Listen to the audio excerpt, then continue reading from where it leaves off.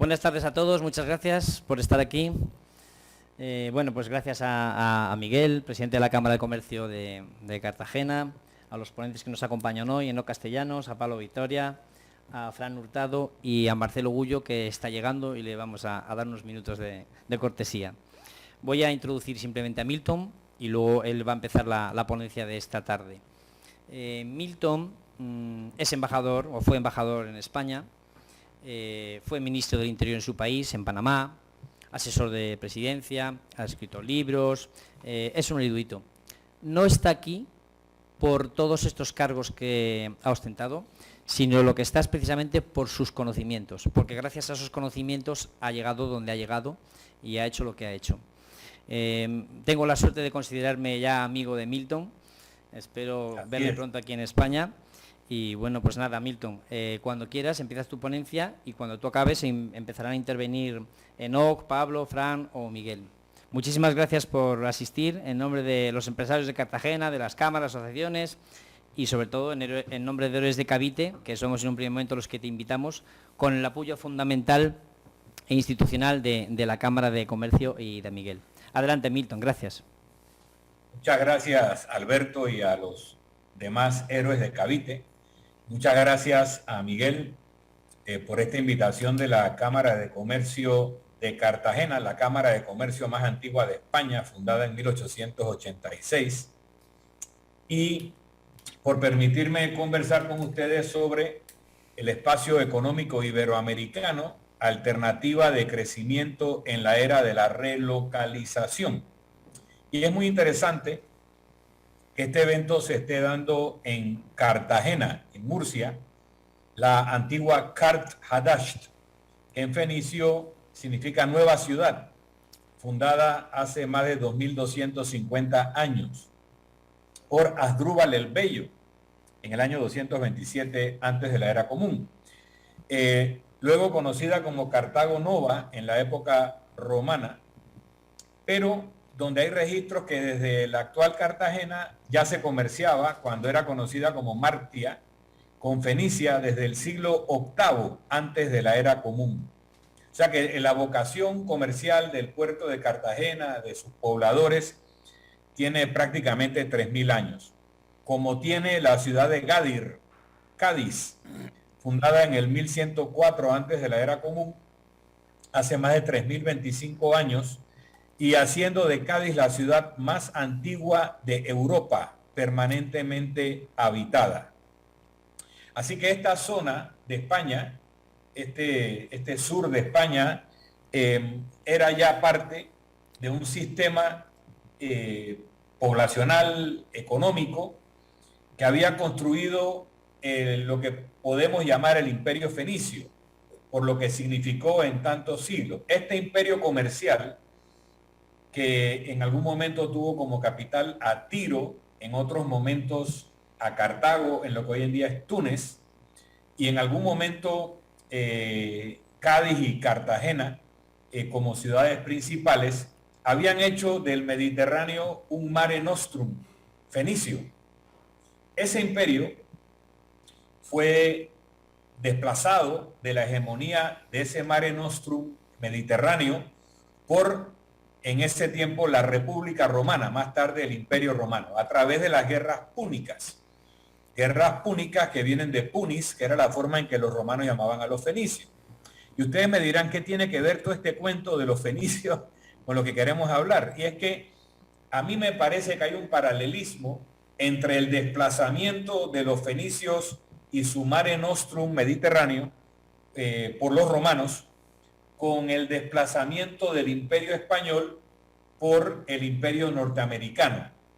Y eso nos lleva al día de hoy, y eso es lo que quiero hablarle un poco en esta conversación.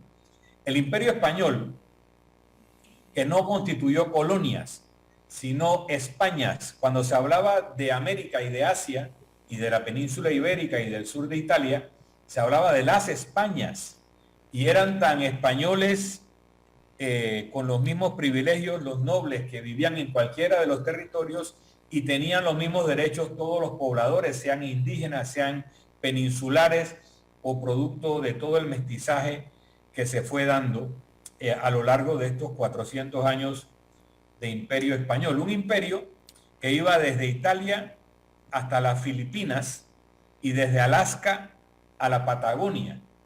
Por 300 a 400 años, administrar eso era ya de por sí una tarea portentosa. Para los que no registran el tema de que Alaska también era parte del Imperio Español, les recuerdo que hay ciudades en Alaska llamadas Córdoba o Valdés, y tal vez recuerden mejor el nombre de la ciudad de Valdés por un accidente con el famoso barco Exxon Valdés.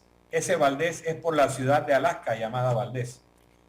Bien, ese imperio español, en ese territorio que, como dijo, creo que fue Felipe II, un imperio donde no se ponía el sol, iba desde el sur de Italia hasta las Filipinas, pasando en el camino por Guam, pasando por relaciones con islas como Hawái, que los españoles iniciaron relaciones con Hawái ya en 1555, mucho antes de que llegara Cook por allá a decir que los ingleses llegaron primero. Al igual que fue un español quien descubrió Australia. Y se llama Australia no solo porque en la antigüedad se decía que había un continente ignoto en la zona austral, sino porque cuando llega a las Nuevas Hébridas, Pedro Fernández de Quirós llamó a la primera isla Austrialía del Espíritu Santo, y Austrialía era por la causa de Austria y por el sur. Asimismo, había llegado antes el fraile agustino Andrés de Urdaneta al territorio. También tenemos que recordar que la Antártida también fue descubierta por españoles. Llegaron primero en 1819 en el barco San Telmo, que naufragó, y cuando William Smith llega un poco más tarde ese año encuentra el asentamiento español ya abandonado, con lo cual queda claro que también la Antártida es un descubrimiento español. Pero los británicos tienen mejor prensa y manejan mejor la propaganda. Pero bien, este imperio español es el que crea la primera globalización con el galeón de Manila, que traía mercancías de Asia a Europa pasando por México, y en la flota de Indias, que eran unos 70 navíos que cada vez que salían pues traían riqueza de América y traían a América de vuelta manufacturas europeas. De hecho, el Océano Pacífico era el mar español. Ese Mare Nostrum, que fue el Mediterráneo para los fenicios o los romanos, el Pacífico era el Mare Nostrum español. De hecho, lo descubre para los europeos en Panamá Vasco Núñez de Balboa, y en ese momento, al poco tiempo de ese descubrimiento, ya Carlos I de España, conocido como Carlos V, emperador del Sacro Imperio Romano Germánico, plantea la construcción de un canal y manda una expedición que establece una ruta para ese canal, que es la misma ruta que luego siguieron los norteamericanos que hicieron el ferrocarril de Panamá, el ferrocarril transísmico en el siglo XIX, que antes habían seguido los españoles cuando hicieron el Camino de Cruces y el Camino Real, y que luego los franceses toman como ruta para su intento de canal francés, y los norteamericanos realizan con el canal norteamericano entre 1904 y 1914 la construcción.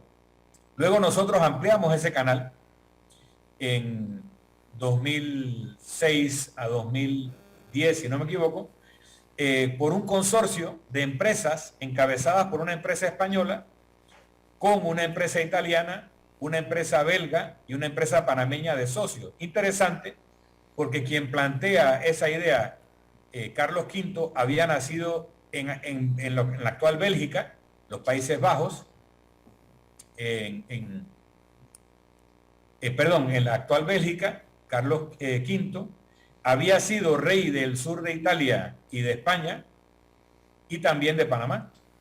Así que esas cuatro empresas representan el espíritu de Carlos V, y ese canal ampliado que tenemos hoy en día, pues surge de ese consorcio muy propio de el que soñó primero con esa ruta para unir los océanos.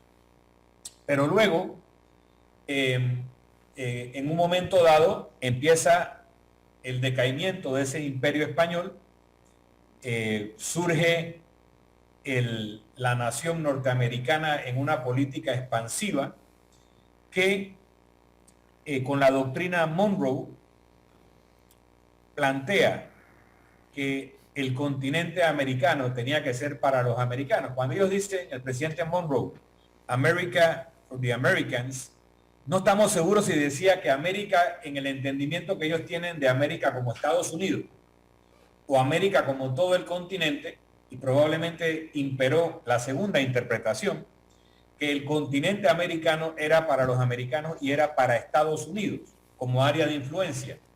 Eso estaba dirigido a Europa, a sacar a Europa de América, y luego con lo que ellos llamaron la guerra hispanoamericana, y en España se conoce como la guerra de Cuba de 1898, se consolida esa hegemonía de los Estados Unidos en el continente.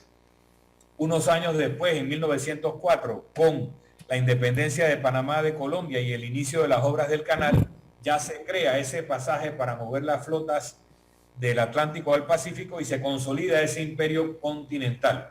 Pero eso lo hace quitándole a España Cuba, Puerto Rico, Guam y las Filipinas, entre otras cosas, y ya se termina de desmontar ese imperio español. Y hago el paralelismo entonces de Roma y los fenicios, fundadores de Cartagena, Cádiz, etc. Ahora bien, si nosotros vemos el discurso de despedida de George Washington, él le advierte a los Estados Unidos que no se metan en alianzas y que no se metan en los problemas de Europa y que se dediquen a lo suyo. Ese espíritu de Washington imperó por 180 años y lo que hemos visto en los últimos 60, 70 años es una anomalía en que Estados Unidos se dedica a ser el policía del mundo y a establecer la Pax Americana, como alguna vez Roma estableció la Pax Romana. Y hago el paralelismo de que Estados Unidos es el heredero de Roma, en esa visión imperial. Pero, así como Washington advirtió de no meterse en los temas del mundo, mucho menos en los temas europeos, pero Monroe le dice a los europeos, salgan de aquí, es el monroísmo. Eisenhower, el presidente Eisenhower, que era un general, en su discurso de despedida advierte contra el complejo industrial militar y le recuerda a los Estados Unidos que ellos nunca tuvieron un ejército permanente y que ese ejército profesional y ese complejo industrial permanente que solo se dedicaba al armamento los iba a llevar a muchas guerras, como los ha llevado en cada década desde ese momento hasta ahora. Luego de ese agotamiento del modelo del imperio norteamericano, en donde se dedicaron no solo a ser los policías del mundo, con un gasto militar enorme para poder mantener flotas y bases en todas partes del mundo, para poner soldados que no solamente tenían presencia, sino que morían en esa guerra, también desarrollaron una política deficitaria económicamente con todos los países que ellos querían apuntalar, con la Europa occidental, para que fuera un espejo ante la Europa oriental dominada por los soviéticos, con Puerto Rico frente a Cuba, con Corea del Sur frente a Corea del Norte, con Taiwán frente a China, con Japón frente a China también. O sea que Estados Unidos por muchas décadas tuvo una política de déficit comercial voluntario para que esas economías crecieran y fueran unos aliados poderosos. Pero esa política ya no es sostenible. Esa política de pagar la defensa del mundo o de sus aliados en el mundo y de subsidiar a las economías de los aliados con déficit comerciales ya no es sostenible. Y eso lo saben los norteamericanos, por lo menos desde George Bush hijo, que ya tenía una intención de repliegue, pero el ataque a las Torres Gemelas cambia la estrategia, por lo menos de forma coyuntural. ¿Y eso qué tiene que ver con lo que vamos a hablar hoy? Voy a llegar rápidamente a ello. El que Estados Unidos decida que no va a ser el policía del mundo, que va a replegar sus tropas, que aquellas que mantenga en países como Corea del Sur, Japón o Europa, van a tener que ser pagadas sus gastos de mantenimiento por los países donde están, como ya lo hace Japón y ya lo hace Corea del Sur hace mucho tiempo, es lo que explica un poco el discurso de Trump a Alemania, decirle, si no quiere que te reduzcan las tropas, tienes que pagar el costo de ellas. Pero eso no es el discurso de Trump. Trump lo dice de la mala manera que decía las cosas. Eso es la política norteamericana que incluso ha mantenido Biden. ¿Y eso qué tiene que ver? Que con la salida de Estados Unidos del Medio Oriente, particularmente Afganistán e Irak, se empieza a consolidar lo que tenía que haber empezado desde la época de Bush hijo. Y es que cayó el muro de Berlín, ya no existe la Unión Soviética, ya no hay un enemigo ideológico, industrial, militar, nuclear que podía competir con los Estados Unidos en la hegemonía del mundo y poner en peligro el sistema de libertades norteamericanas. Eso ya no existe. Y la guerra contra el yihadismo o el Islam radical no es real sustituto a eso, ni la guerra contra las drogas es real sustituto a eso. Un país que tenía déficit económico y sobrecosto militar se repliega y llega a lo que podemos llamar neomonroísmo. Solo que el neomonroísmo de América para los americanos y del repliegue de Estados Unidos ya no va dirigido a Europa, sino a China. Y ese mensaje a China, que es la potencia que realmente le preocupa en este momento a Estados Unidos, es lo que está detrás de la política que intentó Obama, que se llamó el pivot a Asia, el giro a Asia, para que el Océano Pacífico no se convierta en un mar chino y que se conserve a lo sumo como un mar estadounidense, como lo fue en algún momento dado mar español. Entonces, lo que están haciendo los norteamericanos es decirle a los europeos, Rusia es problema de ustedes. A Israel y a los países árabes, Irán es problema de ustedes. Entiéndanse. Y por eso se propician los acuerdos de Abraham, etc. A Japón y a Australia le están diciendo, y a Corea, pero Corea no quiere hacer caso, China es problema de ustedes. Pero como China es un peso mayor, entonces los Estados Unidos propician el Quad a instancias de Japón, que es una alianza militar de Estados Unidos, Japón, India y Australia. Ahora, el acuerdo de los submarinos entre Gran Bretaña, Australia y Estados Unidos, que Francia considera una puñalada en la espalda. Lo que pasa es que Francia no entiende lo que dijo Lord Palmerston, y es que los países no tienen amigos o enemigos permanentes, sino intereses permanentes.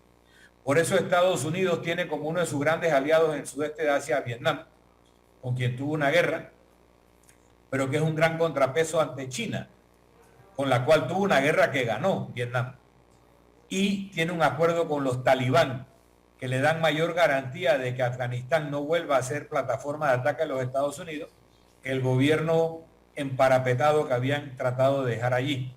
Así que todo lo que está pasando en Afganistán es producto de un acuerdo que firmó Trump con los talibán a través del diplomático afgano norteamericano Khalid Zadr, y que Biden le ha dado simple continuidad.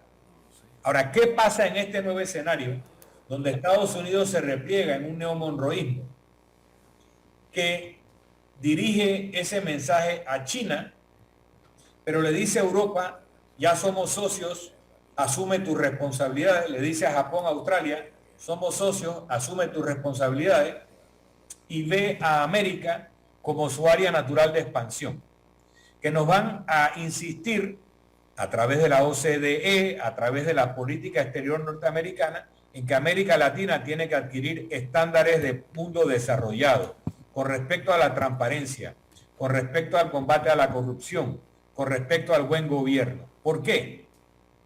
Porque si estamos mal gobernados o en situación de estado fallido como ya lo es Venezuela, como pronto será Nicaragua, como lo es Haití, como puede ser Cuba, esa presión migratoria se va a presentar en las fronteras norteamericanas, como está haciendo ahora mismo decenas de miles de inmigrantes que Estados Unidos no quiere. Y no quiere porque la robotización de su industria ya no requiere esa mano de obra, porque prefieren que esa relocalización que están fomentando para que la industria se vaya de China y se mueva más cerca de los mercados de consumo, la puede suplir México, la puede suplir muchos países de América Latina cuando se muevan esas industrias que estaban en China a más cerca del mercado grande. Así que ellos no quieren la migración, quieren que estos inmigrantes se queden en países bien administrados, pero quieren países donde para ganarse contratos no haya que pagar sobornos, porque en Estados Unidos, y también lo hay en Europa, hay leyes como la Foreign Corrupt Practices Act, que declara delito en Estados Unidos el pagar sobornos en países de América Latina o de cualquier parte del mundo. Entonces ellos necesitan que nuestros países sean bien gestionados para que no colapsen, para que no haya olas migratorias que ellos no puedan controlar y para que las empresas norteamericanas puedan hacer inversiones en nuestros países sin tener que pagar sobornos, sin estar preocupados de que los contratos con sus socios locales vayan a ser en un diferendo fallados por una Corte Suprema corrupta en contra de los intereses de sus empresas, etcétera, etcétera, etcétera. Pero en ese neomonroísmo, España tiene un papel que jugar, porque así como México y los países de América Latina fueron las ventanas de respiración de las empresas españolas en la crisis 2008-2009, que gracias a que redescubrieron América, pudieron sobrevivir y crecer. Asimismo, España puede ser la puerta de entrada de los países iberoamericanos al gran mercado europeo, como lo entienden diplomáticamente en nuestros países cuando tenemos que interactuar con Bruselas. Entendemos que España es nuestro hermano mayor, nuestro compañero, nuestro abogado en algunos casos cuando Europa no nos comprende desde Bruselas. Asimismo, España es la puerta de entrada de esas empresas iberoamericanas que ahora tienen que asumir estándares de primer mundo porque la geopolítica de Estados Unidos nos lo va a exigir, a imponer de mil maneras, pero también porque nos conviene ser de primer mundo, porque nos conviene reconstruir esas industrias y esas empresas a los estándares de primer mundo. Pero de la mano con España podemos no solamente tener un espacio iberoamericano de nuestros propios países, sino que podemos entrar al mercado europeo y también con empresas españolas que ya son de primer mundo, podemos entrar al mercado norteamericano. Entonces, el reto en este momento es aprovechar esta coyuntura en donde hay un repliegue de Estados Unidos hacia América, donde Europa asume responsabilidades de primer mundo, donde ya tiene una economía de primer mundo y donde España es parte de eso, y que España se convierta en ese interlocutor tricontinental entre Europa, América y también, ¿por qué no?, Asia. Asia en cuanto a Filipinas, Asia en cuanto a Japón, Asia en cuanto a Taiwán, para poder regenerar ese espacio geopolítico y geoeconómico que alguna vez sirvió el galeón de Manila y la flota de Indias y que nos enriqueció a todos, no solo económicamente, sino también culturalmente y desde el punto de vista de la seguridad. Recordando que ese espacio iberoamericano incluye desde Alaska a la Patagonia, desde Europa hasta Filipinas. Y eso es lo que tenemos que empezar a conversar desde Cartagena y Panamá, lo que estamos hoy reunidos. Muchas gracias.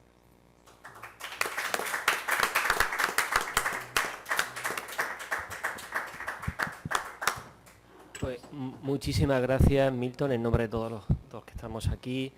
Es un placer escucharte otra vez. Tienes ya una conferencia con Héroes de Cavite y que recomiendo que a todo el mundo que lo vean en nuestro canal.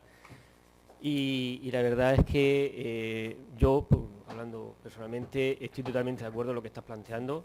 Necesitamos a una España fuerte en la Unión Europea, una Unión Europea que es un gigante económico pero no político. Necesitamos fortalecer la Unión Europea y establecer alianzas dentro de la Unión Europea y que España sea la interlocutora de la Unión Europea en América. Así es. Y ese yo creo que es el papel geoestratégico que tiene España, ¿no? El utilizar su baza de estar en la Unión Europea junto con la baza del idioma, ¿no?, de lo que nos une con Hispanoamérica. Así es. Muchas gracias. No sé si hay alguna pregunta. Libertad total. Va a ser un diálogo. Vamos a hacer muchas gracias, Milton. Ha sido una lección magistral. No vamos a decir una conferencia, ha sido una tesis doctoral, la que creo que todos aquí presentes compartimos. Yo no voy, lo que quiero hablar, y por eso ha sido el encuentro aquí en la Cámara de Comercio, porque si ha generado y puede generar, lo generó en el pasado, como se ha dicho aquí, y en las anteriores conferencias, la gran comunidad hispana, con un nexo común, nuestro vínculo, el español, nuestra cultura, y yo me quedo con varias ideas que se han dicho en las anteriores ponencias. Creo que para impulsar esta unión, digamos, esta comunidad hispana, tiene que ser la sociedad civil, que también está haciendo la Asociación Héroes de Cavite, a las que quiero dar las gracias, pero lo ha dicho anteriormente Enot, que una manera y una forma somos los empresarios los que tenemos que crear los vínculos. Para recobrar esa flota de India, el galeón de Manila, que fue 250 años ininterrumpido y se paró por la independencia de México. Si no, estaría todavía. Gran error. Nosotros les dejamos un gran país, Nueva España. Luego, como digo, se han dejado un poquito amedrentar. Pero deberíamos de ser los empresarios, y aquí hay un nutrido ejemplo de los que hay aquí, algunos los presentaré.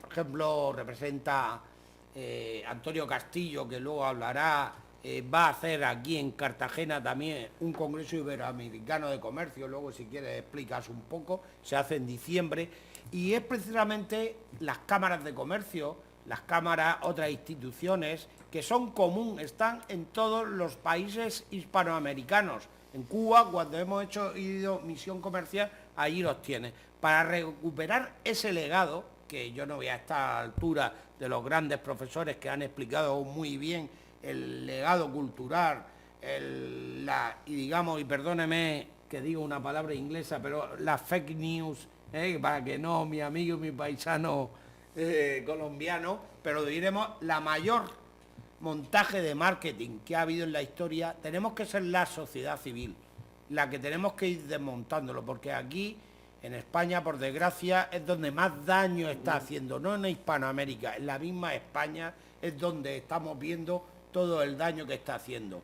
Sin esa estabilidad cultural, sin esos nexos, no se podrán generar riqueza. Y la única manera que se conoce de crear riqueza fueron, y ya lo estudiaron, las teorías económicas modernas, salieron de aquí, de los escolásticos, de la Escuela de Salamanca, las primeras teorías modernas, Tomás de Victoria, Pablo de Victoria, todo ello cuando llegaron, Francisco de Victoria, perdón, se hacen las primeras teorías económicas, porque había que dar respuesta al nuevo mundo, al mestizaje, a la economía, a todas las rutas comerciales.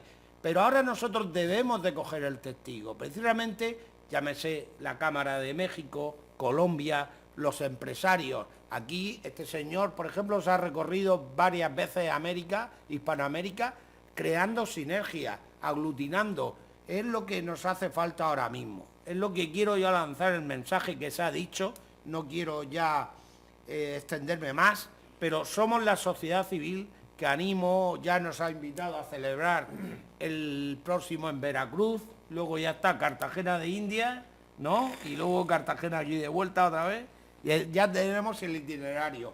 Yo lo que quiero es poner en valor, y aunque ahora seamos pocos, pero tenemos que orientar, tenemos que dirigir, y tenemos, lo primero, creérnoslo nosotros. Estos señores han venido aquí porque se lo han creído, vienen aquí, y a mí, verdaderamente, me da vergüenza cuando aquí en España tienen que venir del otro lado del charco a decirnos que aquí hay algo grande, que tenemos que luchar, que tenemos que seguir, que hay un gran legado cultural y que se pueden hacer muchas cosas en lugar de poner barreras. Yo eso es lo que quiero destacar de estas jornadas. Y luego, sobre todo y especialmente, cuando hablo, si la sociedad civil logramos, digamos, cámaras, empresarios, asociaciones culturales, logramos poner esto en marcha, los políticos se suben. Hay algunos de corazón, como mi amigo Juan José Liarte, que se lo creen, pero es político de casualidad, pero volverá otra vez, y es gente que se lo creen y ellos luchan. Hoy tenía 1000 compromisos familiares y aquí está porque se lo cree. Y él es el que ha presentado diversas iniciativas. Entonces es lo que tenemos que aferrarnos a los que creen en ello, porque no hay prosperidad económica sin generación de comercio, como hubo en su día y hoy en día. Y nosotros no tenemos que ser el puente, y lo ha dicho muy bien Milton, entre Hispanoamérica, toda América, con Europa, pero nosotros el nexo de unión, porque anteriormente hemos estado hablando con Milton, lo que se ha dado en esta tierra, en Cartagena, en esta región, el mestizaje que ha habido aquí, que somos un crisol de cultura, por eso el eslogan de Cartagena es puerto de cultura, es precisamente todos los credos, las religiones, cualquier bienvenido. Tenemos que buscar lo que nos une, y nos une mucho, nos une un idioma común, nuestro petróleo, 600 millones, porque ustedes saben lo que se puede puesto en valor unos lazos comunes con un idioma, sin lo que el tiempo que se tarda y los costes económicos, es muy fácil. Aquí hemos sintonizado, enseguida hemos conectado todos los aquí presentes, cada uno de una parte del globo terráqueo, de Hispanoamérica y de otros sitios, porque han venido hasta de la isla de Guam. Entonces es muy fácil conectar si nos ponemos en común. Y si hay generación de comercio, hay generación, nuevas rutas que están ya trazadas, los trazaron ya en el 1492, ya se empezaron hasta el último viaje del galeón de Manila en 1815, ahí está ya trazado, hay que seguir. Y hay otra paradoja que me gusta a mí decirla, y ya con esto acabo. En la época de la monarquía hispánica había dos grandes potencias comerciales. Dos. La monarquía hispánica y la dinastía Ming, desde 1368 a 1644. Ellos fueron un aliado de la monarquía hispánica. De hecho, 1/3 de la plata no acabó ni en España. Acabó en el comercio fructífero que iba a China, desde las bases que había en Manila, allí iban todos los galeones, toda la zona de Asia, allí era donde había. La dinastía Ming llegó hasta donde llegó, tenían leyes justas, tenían estabilidad social, tenían un marco regulatorio con un ejército potente, como tenía en su día España, y fue el gran aliado comercial. ¿Por qué no se puede volver a repetir ahora? Y el centro económico de la monarquía hispánica, y lo ha dicho muy bien Milton anteriormente, no había una España, no había colonia, era la traslación de España. La ciudad más importante, donde pivotaba todo, no era Madrid ni Sevilla. Sevilla tenía mucha importancia, era México. Ciudad de México, en Veracruz, es donde nucleaba, porque era el centro equidistante entre Manila, desde Manila a Asia, y desde allí a Cádiz y Sevilla, desde Veracruz, México. Eso es lo que hay que intentar recuperar. Fácil no es, pero los políticos estoy seguro que no lo van a conseguir. Si lo conseguimos, somos desde la base, los empresarios, la sociedad civil.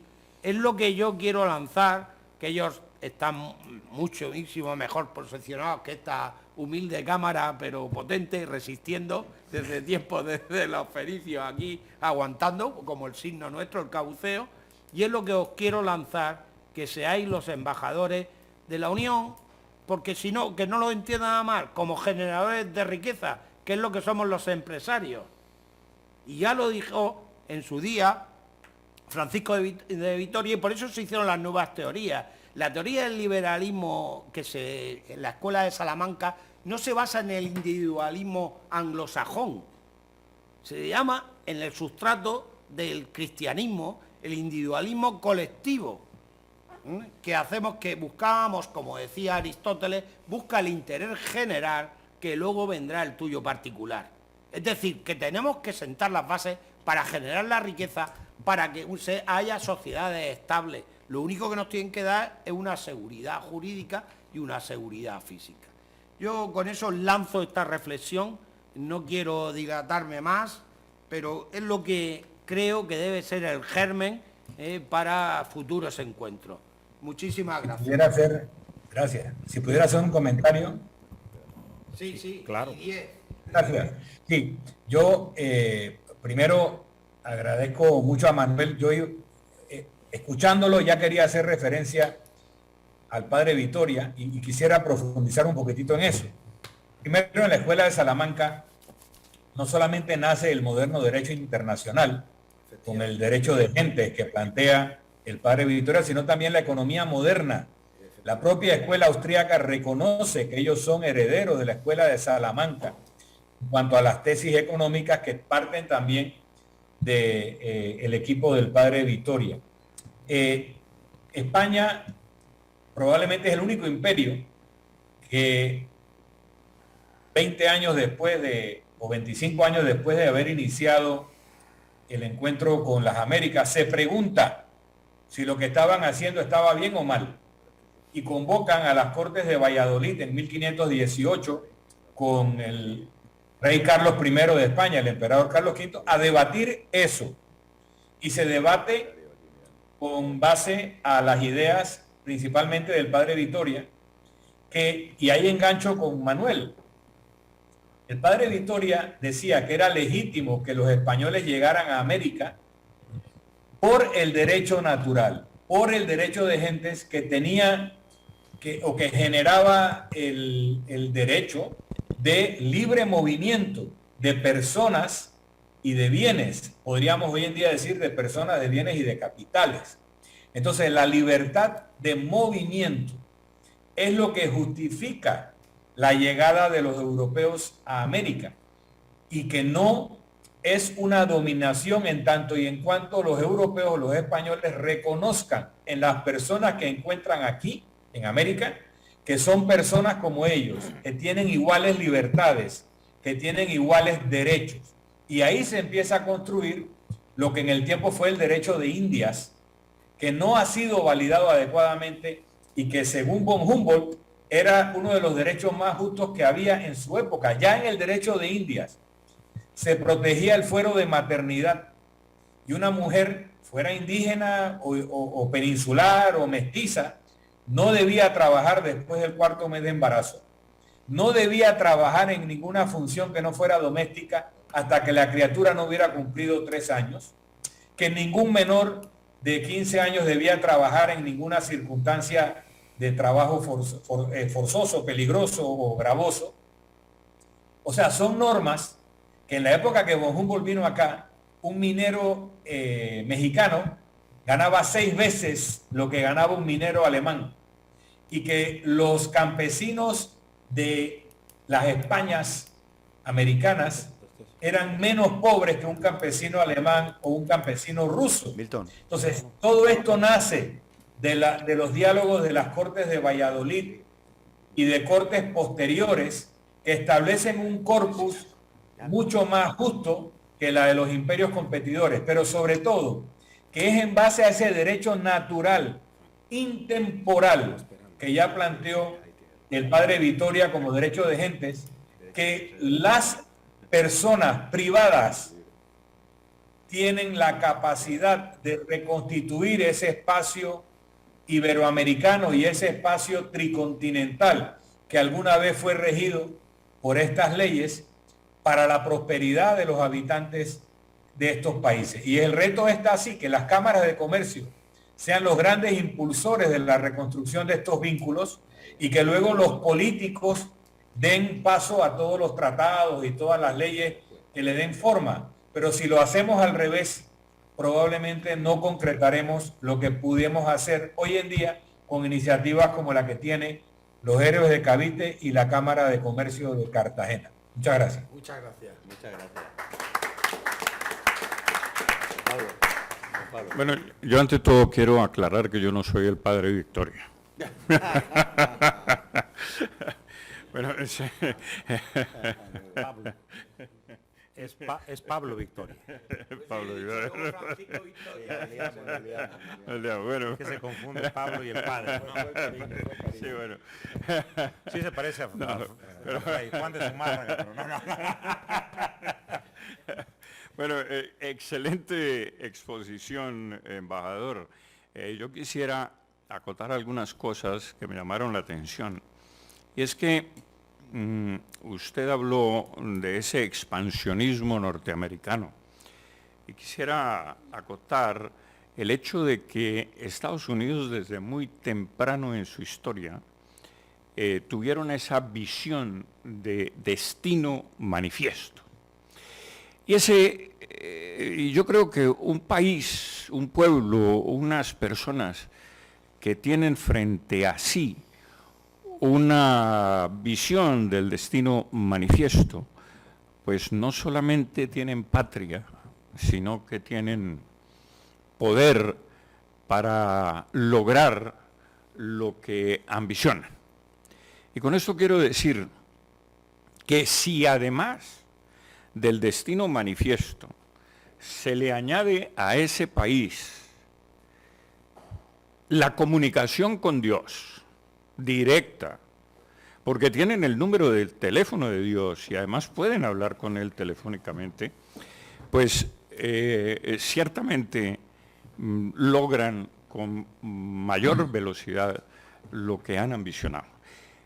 Y cuando digo eso, y lo digo por supuesto metafóricamente, me recuerda, embajador, al señor McKinley, en 1898, antes de la declaratoria de guerra, tal vez 1897, que el señor McKinley reúne su gabinete, presidente de Estados Unidos, y le dice, mire señores, yo los he congregado aquí porque yo me he paseado varias veces por la Casa Blanca, por los jardines de la Casa Blanca, y una noche, paseándome por los jardines y pensando en lo que yo debía hacer, caí de rodillas porque Dios me habló. Y Dios me dijo que Estados Unidos tenía que tomarse las Islas Filipinas para cristianizar esa gente que padecía el yugo español. Y después de muchas consideraciones y después de que Dios me ha hablado, pues los he convocado para decirles que Estados Unidos está decidido a declararle la guerra a España para cristianizar las Islas Filipinas y Cuba y Puerto Rico, por supuesto. Entonces una persona que habla con Dios, pues lo tiene todo a su favor. Y por supuesto desde 1888 Estados Unidos se comienza a armar. Primero le propone a España la compra de la isla de Cuba y España por supuesto no accede. Le ofrece 300 millones de dólares. España por su honor no accede. Siguen insistiendo de una manera o de otra, pero ya el destino manifiesto está frente a ellos. Es que Dios es una cosa muy importante y no se puede equivocar. Y claro, McKinley no tenía idea de dónde quedaban las Islas Filipinas, le quiero comentar. No tenía idea qué era eso.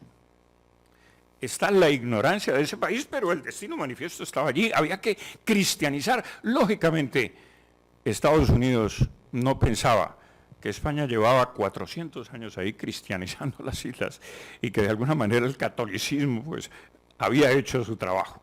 Porque creo que la única cristianización pues, era la cristianización protestante.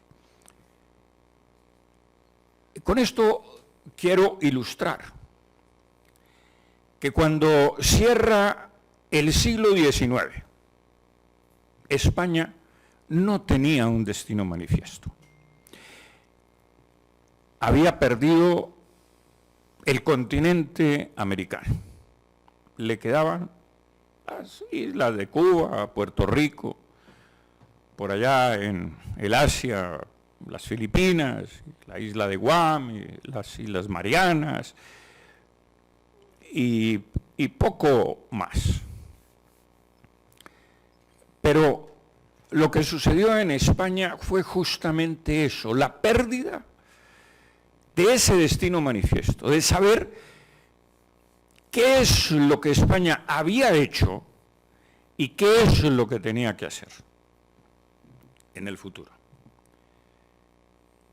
Y pasó el tiempo. Los Estados Unidos se lo escribieron en las paredes de Madrid. Les vamos a declarar la guerra porque Dios nos lo ha dicho, nos lo ha sugerido. Es que yo he hablado con Dios directamente en la Casa Blanca, he caído de rodillas y Él me ha hablado. Claro, no es el único presidente que ha hablado con Dios en los Estados Unidos. Varios otros también han tenido comunicación directa con Él. Pero en el caso de McKinley, pues es paradigmático porque finalmente, durante 10 años, se armaron, compraron armamento en todas partes del mundo, particularmente en Inglaterra, armaron una flota supuestamente poderosa y retaron a España. Con esto les quiero comentar que cuando un país pierde ese espíritu combativo, ese espíritu de explorar, de expandirse, de tener presencia internacional, como debe ser, no solamente militar, sino también económica, política, diplomática, pues creo que lo ha perdido todo, y ha perdido su futuro, ha perdido su destino. Y España perdió el suyo con América. Y esto me retrotrae a lo que yo dije en la conferencia anterior, que lo que hay que hacer es fortalecer España, porque mire, el tema ideológico es un tema sumamente complicado. Convencer a los millones de hispanoamericanos que hemos sido víctimas de un lavado de cerebro de 200 años, desde el colegio, el bachillerato, la universidad, de que España vino a robarnos, no sabemos quiénes son, porque somos nosotros, es decir, vinimos a robarnos a nosotros mismos, porque pues que yo sepa, pues mis abuelos vinieron a trabajar y tal. Pero cuando perdemos esa dimensión histórica, esa dimensión de grandeza, no hay remedio. Y yo creo que al retrotraerme al tema empresarial, para mí, convencer a millones de hispanoamericanos que España no hizo eso, que España civilizó a América, que llevó la cultura, que llevó las artes, que llevó la ciencia, que llevó la política, la economía, y que la transfirió a las costas americanas. Pues es una labor de titanes y yo creo que es una labor, yo pues pienso que casi inútil,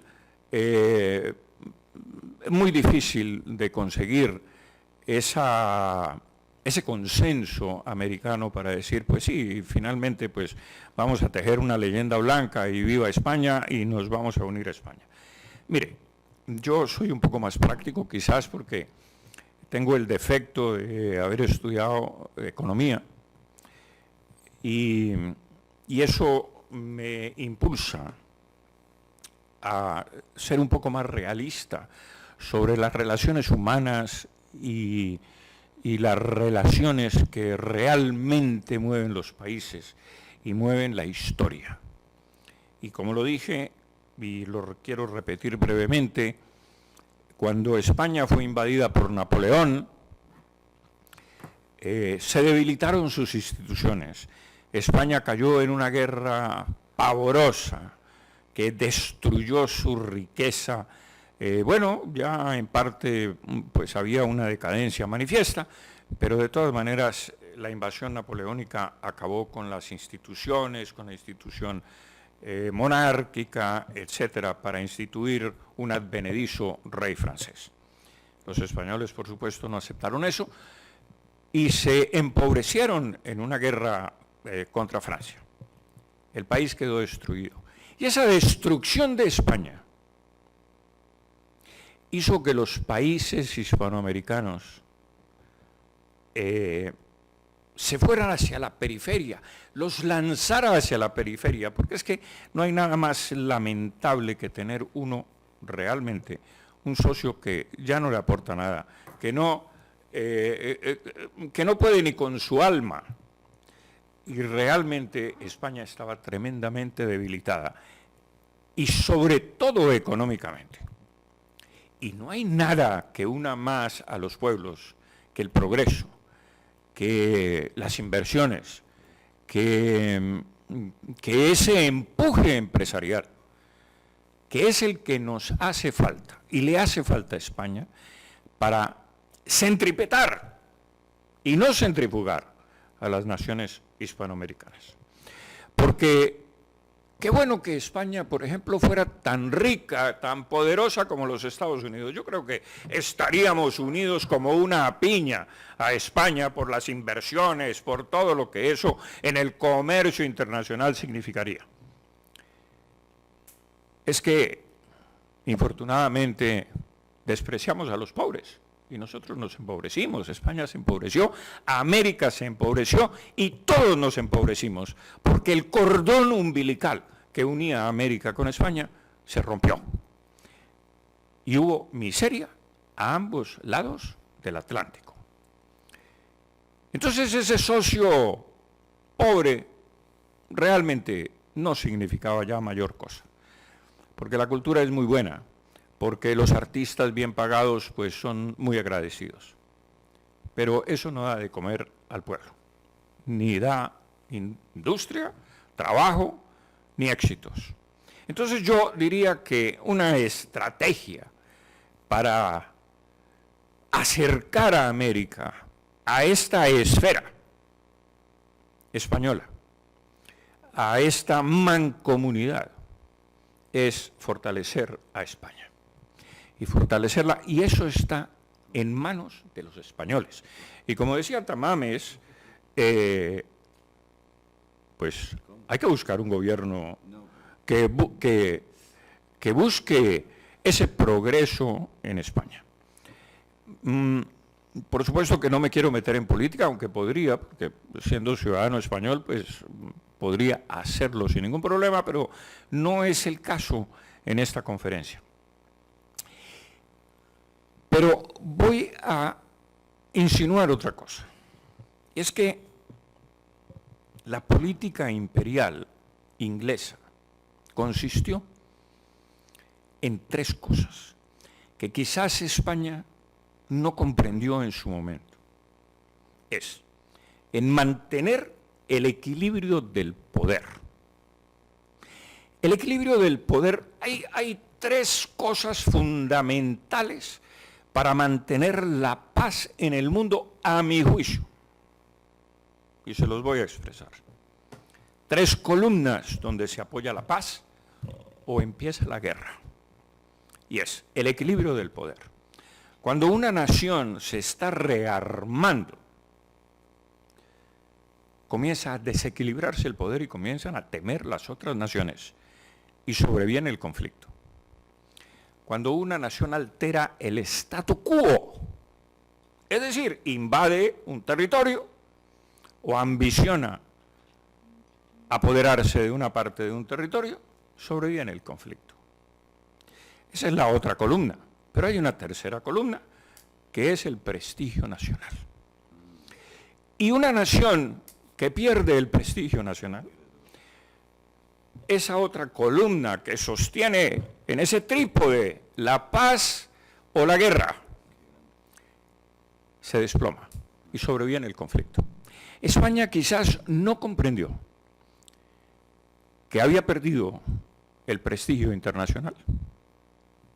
Trafalgar, el Tratado de Utrecht, las guerras de Flandes, donde quedó enterrado el tesoro americano. porque las guerras de Flandes fueron el Vietnam español. Ese es el Vietnam español. Ahí quedó enterrado el tesoro americano. Y el tesoro español, por supuesto. Y España quizás no comprendió. Y quizás no lo comprendió cuando a las claras se estaba manifestando que cuando Felipe V llegó al poder en España, por decisión de su predecesor, Inglaterra miró que la Casa de Borbón francesa entraba y desplazaba la Casa de Austria en España. Y entonces lo que había era un pacto de familia borbónico, Francia, España y todas sus posesiones españolas, y el equilibrio del poder estaba sustancialmente alterado. Y declaró la guerra. La historia nos tiene que enseñar muchas lecciones. Y si no las aprendemos, no estamos en nada. Y Inglaterra, que no tenía tapujos para equilibrar el poder en Europa, declaró la guerra, una guerra que duró de 1700 a 1713. Y Europa se desangró. Y España se desangró, finalmente ganó la guerra. ¿A qué costo? Al costo de entregar muchas posesiones en Europa. Y eso ya desequilibró la otra pata del poder, que era el prestigio nacional. Pero Felipe V finalmente fue aceptado por Inglaterra, siempre y cuando España compensara con territorios ese desequilibrio. Para equilibrar el poder, creo que la política diplomática española no comprendió la trascendencia de esos tres pilares en que se fundamenta la paz, vencido uno de los cuales sobreviene la guerra y sobreviene el conflicto. Porque ninguna estructura, ni física, ni política, se puede sostener si una de las tres patas, si una de las tres columnas se lesiona y se vence. Entonces, señores, yo, con todo respeto, diría que sí le corresponde. Yo creo que el papel fundamental más importante, antes que, bueno, sí, hay que hacer otras cosas, hay que traer estudiantes, hay que intercambiar estudiantes, hay que hacer una labor diplomática importante en América, hay que intentar que los países americanos se unan, hay que intentar borrar las fronteras, pero todo eso pues es a largo plazo, porque a pesar de que muchas cosas nos unen, como la lengua, la cultura, la raza, en fin, todas esas cosas, hay muchas otras que nos dividen, como la ideología, que es la que oscurece la razón. Entonces, para ser más prácticos, yo diría que si España se fortificara, si España tuviera un gobierno no progre ni nada de esas cosas, sino realista, con inversión extranjera, con políticas de largo plazo, con estabilidad jurídica, etcétera, yo creo que casi que por antonomasia, por gravedad, los países hispanoamericanos intentarían irse ajustando a esa nueva realidad geopolítica, estratégica, económica, y podríamos, creo que con mayor facilidad, juntarnos todos en lo que nunca debimos habernos separado, que es en esta inmensa mancomunidad hispánica, cultural y emocional también. Entonces les dejo eso porque a ustedes, señores empresarios, les corresponde buscar cómo hacer progresar a España para acelerar esta unión con América, porque un país empobrecido, un país con inseguridad jurídica como la que tenemos, como la que acaban de anunciar ahora, que los empresarios, señores, si ustedes van a construir vivienda y tienen un proyecto masivo de vivienda, le tienen que entregar al Estado el 30%, es la ley que se está tramitando, el 30% de las viviendas al Estado para vivienda de protección oficial o para entregársela a la gente pobre. Eso arruina el sentido empresarial.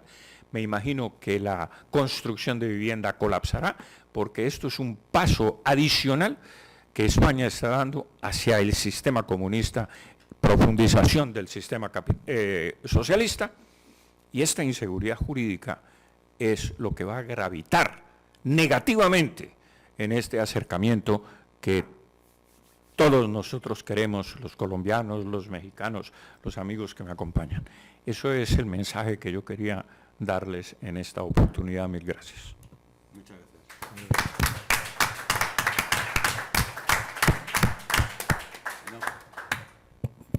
Muchas gracias, buenas tardes. Un saludo a los empresarios aquí presentes y sobre todo a nombre de Miguel Martínez, a todos los afiliados a la Cámara de Comercio de Cartagena, que entiendo es la más antigua de España, como también la de Veracruz es la más antigua de México, también es más que centenaria. Quiero decir que reconozco todo el trabajo de discernimiento histórico que ha hecho durante esta larga jornada don Pablo Victoria, siendo miembro de pleno de la Academia de Historia de Colombia y habiendo ocupado un escaño como senador en su país. La historia nos debe de servir para entender lo que pasó. Quien no conoce la historia está obligado a repetirla. Pero también nos debe de servir para generar capacidades que nos ayuden a entender las oportunidades. Y quiero aquí, en ausencia, expresar una tesis que ha dicho Marcelo Ullo en cuanto a que tenemos una ventana de oportunidad de 40 años aproximadamente con la guerra comercial que hoy se está librando entre Estados Unidos y China. Estados Unidos se crea a sus propios competidores. Ellos han manejado, y hay que decirlo con toda transparencia, independientemente que estemos ante diplomáticos, ellos han generado esta doble moral en China. Por un lugar, un país que tiene sojuzgada a su gente en términos de libertades políticas, hay que decirlo, ya no se vota para elegir a sus representantes. Ahí es un gobierno centralmente planeado que tiene planes quinquenales y los revisan puntualmente en base a un grupo de notables y que lo han hecho bien, al menos durante los últimos 50 años. Han aceptado la inversión extranjera que se ha favorecido de los menores sueldos, de el impacto brutal al medio ambiente, de emisiones que tienen natas atmosféricas en las ciudades más grandes de China, y eso lo han traducido a los costos de los productos. Y claro que es imposible competir. Por eso yo sí sigo una parte de lo que se discutió hoy en la mañana entre libertad económica y libre comercio y cierta protección a los empresarios locales. Por una sencilla razón, la globalización ha traído ganadores y perdedores. Hay una gráfica que nos explicó el economista Dani Rodrik, turco de Harvard, en donde él está por una economía que no esté abierta en países en donde no están en condiciones de abrirse, porque si no se muere toda la planta productiva, y más comerciando con países que no respetan las mismas leyes laborales que nosotros tenemos. Hablamos de jornadas de 8 horas, de salud, higiene, de permisos, en fin. Si a eso le sumas que tampoco respetan el medio ambiente, pues es evidente que todo el costo asociado a tener permisos, estudios de impacto ambiental, análisis de riesgos, análisis de aguas residuales, parámetros para descargas de aguas, pues si no lo tienes eso, no lo vas a cobrar. y siempre vas a competir en unas condiciones mucho más ventajosas. De tal manera que esta globalización ha generado una fusión a nivel mundial de compañías y al fusionarse se elimina la competencia. ¿Qué pasa cuando se elimina la competencia? Los precios suben. Estamos teniendo corporaciones que extraen dinero y cada vez más del público consumidor. ¿Qué es lo que ha provocado a nivel mundial? Que la masa que generaba la estabilidad política, que era la clase media, que buscaba una movilidad social y que no permitía que hubiera radicales de derecha y radicales de izquierda, se ha adelgazado tanto y se ha desencantado de este modelo que nos ha ofrecido el mundo, que están votando por cualquier opción. No importa si es de derecha, está Bolsonaro. No importa si es de izquierda, está Pedro Sánchez, Andrés Manuel López Obrador, Evo Morales, Hugo Chávez. No importa si es de derecha, si es Trump. La idea es que están desesperados y nosotros no hemos entendido el mensaje. Por eso, esta ventana de oportunidad nos debe de servir no para restaurar un hispanismo que no vendrá más, porque estamos hablando de algo que sucedió hace casi medio milenio. No, por favor. Hay que buscar cómo usamos este vehículo común que es nuestra lengua madre, que es una manera de ver al mundo desde el cristianismo, que es una manera de entendernos con ese sabor latino a través de del folclore, de la comida, de la cultura, y entonces sí aprovechamos para hacer una gran comunidad, una mancomunidad, que debe de partir de la sociedad civil. Por eso desde aquí, desde la Cámara más antigua de España, creo que es muy bueno lanzar un manifiesto. Hay que unirnos con las cámaras de comercio de Panamá, de Colombia, de Argentina, de Chile, de México. Y no importa si las nacionales no quieren, porque eso no es un tema de política nacional. Lo podemos empezar a hacer a nivel regional. Ya tienes encargo. Hay que hacer un manifiesto para toda Hispanoamérica. Hay que hacerlo con Murcia y con Lorca. Hay que hacerlo poco a poco, hay que ser cuidadosos, hay que ser sensibles, porque además tenemos que respetar los usos y costumbres de cada lugar, de cada país. Sí. Yo lo que decía es que esto no se puede, primero, entregárselo a los políticos, porque si no hay rentabilidad política no les va a interesar. Y nos debe interesar a nosotros. Y sí podemos empezar por pasos insignificantes, por hacer intercambios. Si los rotarios lo han hecho, si los rotarios han lanzado campañas para acabar con virus temibles, como la poliomielitis, si han hecho intercambios de hijos y de estudiantes, ¿no lo podemos hacer los empresarios? No podremos tramitar a través de nuestros diplomáticos, y aquí hay uno que nos está viendo a distancia, que es el embajador Milton de Panamá, una visa de negocios para quienes estén incorporados, que sea un fast track, que no tenga yo que pedir tanto. Si quieres ir, eso ya lo hacen otros, lo hacen los sajones y los franceses. Tú vas y dices, yo quiero invertir, quiero hacer, te la entregan en 2 días. Bueno, ¿por qué no lo podemos hacer nosotros? Claro. Esos pequeños pasos nos deben de llevar a aprovechar esta ventana de oportunidad de 40 años, una generación, un poquito más de una generación, en donde se van a estar peleando por la hegemonía del mundo, asiáticos a la cabeza de China y Estados Unidos. Ya lo estamos viendo en México. Las cadenas de logística que están rotas generan que ya no, el americano en las mueblerías ya no quiere comprar muebles chinos. No importa que estén 10% o 15% más abajo de lo que compran en otros países, en Canadá o en México. La falta de seguridad de que llegue el embarque completo o el atraso incluso en el incumplimiento hacen que estén volteando a ver a México otra vez, donde hay un gran sector mueblero que por cierto estaba en crisis y era muy local, para decir, oye, expórtame, te compro todo lo que tengas. Bueno, como esos se van a abrir muchas opciones con España, con Argentina, con Colombia, con Perú. Hay que aprovechar la Alianza del Pacífico. La Alianza del Pacífico trae cosas de avanzada a las cuales se han incorporado muchos países como observadores que pueden traer grandes beneficios. Y de esta manera podemos empezar a generar una nueva hispanidad, una hispanidad basada en la prosperidad de la gente. Yo sí creo, y me halaga mucho el que piensen en México. Desgraciadamente nuestro país siempre ha sido considerado el de los hombres del futuro, porque todo es hacia adelante. Siempre lo será. Siempre lo seremos, el hombre del mañana. Pero no terminamos de cerrar algunos procesos históricos que son los que me han motivado a estar hoy aquí con ustedes. La discusión y el debate debe de abrirse a todas nuestras sociedades para curarnos del mal que tenemos. Tenemos que entendernos, tenemos que valorar, en el caso de los hispanoamericanos, a nuestra raza indígena y a nuestra raza española.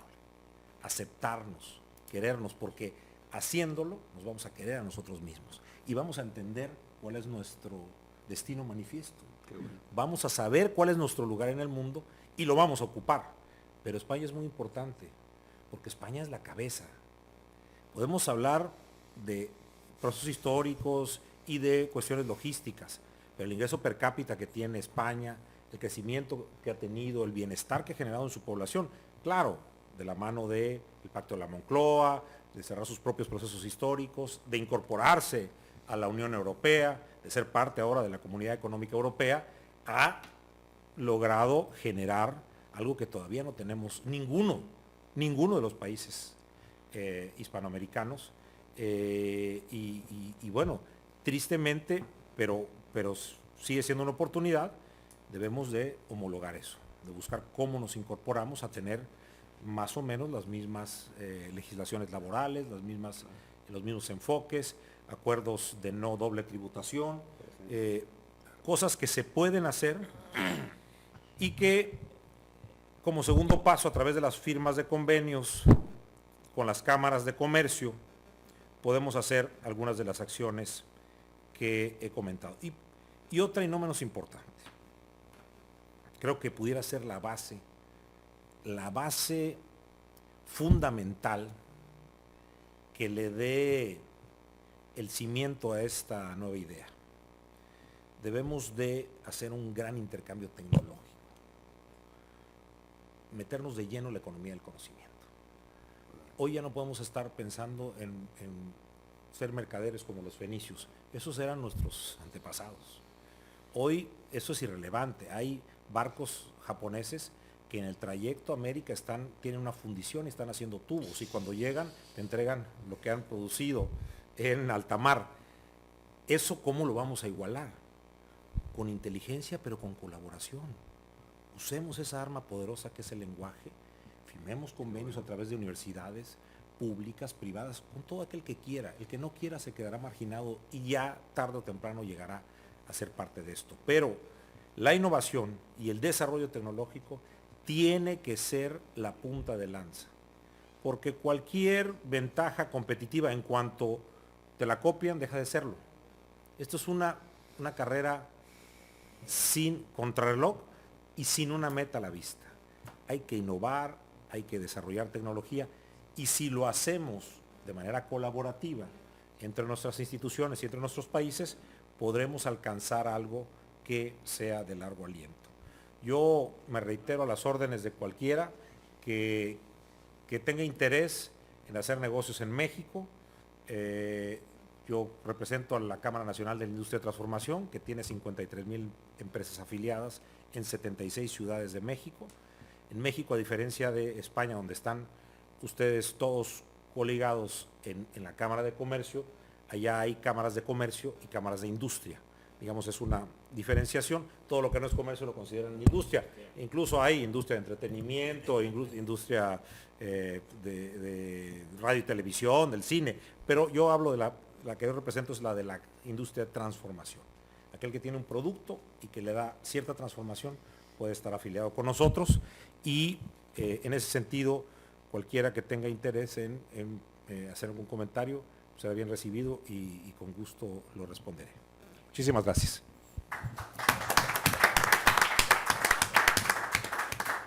Milton me parece que tenía que... Sí, pero yo antes de terminar la ronda, antes de dar paso a Milton yo quiero, desde el punto de vista empresarial, pues soy un poco el que ha aportado a este encuentro. Yo llevo desde el año 2008 trabajando con Hispanoamérica, estoy trabajando con China, no pretendo sino deciros que conozco lo que es trabajar con la América Latina y también trabajar con el Asia. No es que yo sea un galeón de manilla, pero estoy viviendo en estos momentos en productos además tecnológicos. Y desde la Asociación Héroes de Cavite, que hemos hecho un gran esfuerzo por este acercamiento cultural, también lo estamos orientando de negocios. Sé que se van a incorporar las cámaras, sé que vamos a estar. Yo voy a lanzar una, y Milton, perdóname que me haya adelantado, vengo del mundo de la empresa y estamos haciendo proyectos ya directamente, entonces hay una cosa que os voy a decir, estamos empezando a construir, tenemos una página web del proyecto Hispanidad Cartagena, que la idea va a ser el año que viene en otro lugar, volver a Cartagena, luego Cartagena de India, el otro lugar va a ser que nos ha ofrecido Enoc Castellanos hacerlo en Veracruz, maravilloso. Vamos a hacer una intranet, yo voy a dejar ahora mismo, voy a poner mi móvil a disposición porque empezará con una, lo digo por quien quiera tomar nota, porque de Héroes de Cavite, que lo combinaremos con la cámara, vamos a crear ya un grupo de trabajo de gente que quiera empujar y meternos ahí. Yo ya estoy trabajando, o sea, yo sinceramente estoy regalando actividades para empresas complementarias a la mía que podamos hacer mercado. Represento esto en Héroes de Cavite y lo voy a incluir dentro de la cámara, pero vamos a hacer, en muy poco tiempo hemos trabajado muchísimo creando la página web nuestra. Vamos a hacer una intranet para empresas, en la cual vamos a hablar de proyectos que tengamos, pues yo estoy relacionado con ambos continentes, con los tres, en este momento, y vamos a sumar. O sea, el camino se demuestra andando. Mientras se hacen convenios, no se van haciendo convenios en los cuales nos integraremos. Si queréis tomar nota, yo voy a decir mi celular. Tengo aquí mi tarjeta. Os invito al que esté interesado en empezar a trabajar. No sabemos cómo empezar. Queremos empezar, no sabemos cómo va a terminar. Tengo ya empresas interesadas en las cuales vamos... No, ya abrimos... Simplemente quería aterrizar un poco, decir, bueno... Sí, Ramiro, Y Milton quería hablar y ya abierto. No, Aquí él se quería despedir. ¿te vas? Milton tenía que Perdón. ausentarse ya. Bueno, he aterrizado. Muchas gracias por la invitación, por las interesantes ponencias que he podido escuchar. Creo que hay mucho que conversar sobre el aspecto de la leyenda negra y su efecto anímico, que es toda la diferencia entre un país que tiene un destino manifiesto y uno que lo abandona, pero que se puede recuperar para beneficio de todo ese espacio iberoamericano como un proyecto común. Quiero pues agradecer esta oportunidad, ponerme a la orden en futuras eventos como este. Tomo nota del número de Francisco porque también soy empresario, soy consultor, así que también quiero ayudar en lo que se pueda hacer para reconstruir este espacio. Voy a estar en España a fin de mes y principio de noviembre porque mi esposa presenta un libro que ha escrito cuando estábamos allá. Así que será un placer reencontrarnos. Muchísimas gracias a todos por esta invitación y espero que nos veamos pronto. Hasta luego. Milton, cuando estés por Madrid, pásame el día que es la presentación, que lo mismo es un rato acercarse, es para... nos acercamos y muy gustosamente te saludamos, y estamos... Así será. Gracias. Adiós, Milton. Adiós, Milton. Muy bien. Adelante ya. He hablado. Sí. Bueno, ¿queréis, Antonio? De viva voz, Antonio. Ya, ahí, a capela. Nosotros desde el año 2000, señor Victoria puede ser que lo recuerde, don Manuel Santos cuando era ministro de Comercio. ¡Ah, caramba! Firmó De cuyo nombre no quiero acordarme. un programa con Naciones Unidas que era la creación del programa Transdeport. En aquel momento, aquí en Murcia, pues lógicamente todo eso llegó a los oídos de los empresarios del Parque Oeste y nos pusimos a trabajar y nos fuimos a Beirut y nos concedieron el certificado como un centro para la región de Murcia. Llevamos trabajando muchísimos años con el tema en Latinoamérica y recientemente... Hispanoamérica. Sí, en Hispanoamérica. Recientemente hemos creado en Madrid el Observatorio Iberoamericano de Comercio Exterior. Y llevamos ya 4 años publicando una revista de comercio exterior según todas las opiniones que nos vienen a nosotros. Es la mejor revista que se viene haciendo en habla hispana, que es Marco Trade. Os lo he mandado. Me lo han mandado y en tiempo real, me lo han mandado, lo tienen ellos. Sí, Ya. te digo porque esa revista dentro de 15 días sale el próximo número y yo siempre he barrido para mi casa y el día 1, 2 y 3 creamos aquí en el Batel en Cartagena, vamos a celebrar un encuentro de diplomacia comercial en el que van a venir los representantes de todo el mundo a realizarlo. La idea era generar aquí un año y otro año en Cartagena Link. Es, digamos, las pretensiones que se están haciendo. Y paralelamente hacer diferentes foros en países, en Argentina, en México y en cualquier sitio. En México yo no sé si no conocerá a Gerardo Tajonar.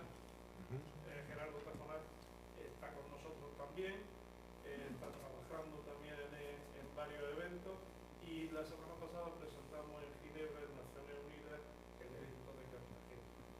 Próximamente se presentará, creo que la primera quincena de noviembre, aquí en la región y bueno, se pondrá en marcha ya todo el aparato, digamos, para su organización.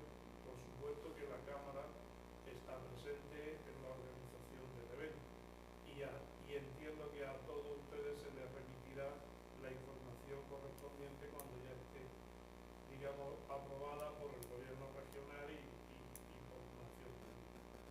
Simplemente decirle que tenemos una revista que lo que pretendemos es enlazar todo lo que es Hispanoamérica con España y llevamos ya 12 números sacados a pulmón entre los que estamos haciendo la revista. No la hemos puesto ni a la venta ni nada porque el relanzamiento de esa revista creemos que va a ser ahora en diciembre, enero, para ya que las tenga todo el mundo y que las tengan todas las instituciones presentes. Excelente, buenísimo. Muy bien. Muchas gracias. Este hombre es otro fichaje bueno, también se ha fijado en esta cámara para relanzar y mandar el mismo mensaje, que es el mismo mensaje cultural que ha lanzado la asociación desde un punto de vista empresarial, que es lo que tú explicabas, ya has dicho hoy. A Paco simplemente decirle que nosotros tenemos la oficina técnica nuestra, está en Shanghái y en Beijing. Tenemos lo que es Hablaremos, institucional, está en Ginebra, pero la oficina técnica está allí porque, como bien sabemos, los programas de Naciones Unidas, si hay plata, funciona, si no hay plata tenemos que ir a buscar. ¿Pero soy un organismo multilateral o cómo? Que no te entendí. ¿Soy organismo multilateral? ¿Soy empresa? ¿Soy asociación? No, nosotros hemos creado ahora con Waski, que es una empresa de seguridad informática, la número 1 a nivel europeo, hemos creado una plataforma para que todas las regiones, la Cámara la tendrá y que todas las empresas de Cartagena puedan subirse a esa plataforma. Independientemente también vamos a emitir los certificados de que las empresas, certificados oficiales, para que cada empresa, si tiene que hacer un negocio con una empresa en Panamá, Entiendo. que tú sepas que tenga una certificación que esa empresa existe, que está registrada, que tiene tal, y eso lo vamos a hacer esa certificación. Interesante, interesante. A ver si te Eso ríes. ya está todo terminado. Pues muy Muy interesante. importante. A tu disposición. Nosotros somos ingeniería y tecnología y como muchos compañeros que están aquí y en los trabajos que hacemos. Tanto ¿Quieres subir? ¿Quieres el micrófono? Aquí estamos ahora para hablar tranquilamente, Ya, lo que bueno, queramos. Si queréis, incluso podemos, como somos pocos, ya tampoco tenemos a Milton, tomar un café tranquilamente. ¿Queréis que hablar un poco salgamos de al café? experiencia. Ahí hay forma en el foro. ¿Queréis 10 algo contar? minutos. ¿Queréis contar alguna experiencia? Sí, os tomáis otro café o lo que queráis. Pero nocturno, cosa desde hace 10 años organizamos, bueno, hay una comunidad de hispanohablantes amantes del marketing y desde hace 10 Sí, años. me voy a fijar en tu modelo y tú lo vas a aportar. Tú te has asociado con nosotros. O sea que... Y desde hace 10 años Eso. estamos haciendo congresos donde nos reunimos Dani. todos, gente de Perú, Ecuador, Argentina, España, lo hemos hecho en México de 0 veces, en Guayaquil. Pues ahora en se va a Granada, llamar la nueva carrera o algo así. en Ya veremos cómo se Murcia, llama. En Granada, en Mallorca, y todos los años, desde hace 10 años, y